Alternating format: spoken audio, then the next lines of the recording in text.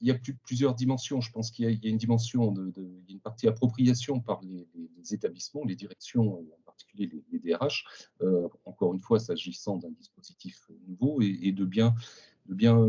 cibler, identifier le périmètre d'utilisation au sein de son établissement, d'utilisation de la proie et ce que ça peut générer ensuite ou contribuer à apporter comme élément dans le cadre d'une stratégie RH. Et qu'est-ce que ça peut, parce qu'on a parlé, c'est pas complètement neutre, qu'est-ce que ça peut aussi amener comme prise en charge des contributions financières de locaux en termes de réallocation éventuelle, même de moyens à travers le plan de développement des compétences. Je crois qu'il y a un effort ou une attention aussi particulière à porter en direction des salariés. Je me dis, il y a un besoin de meilleure compréhension et du coup probablement d'information et de pédagogie un petit peu en direction des salariés pour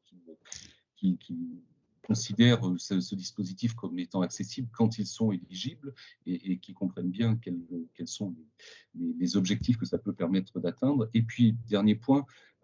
comme toujours, bien souvent en matière de formation, je crois qu'il y a un besoin, une attention particulière à avoir à travers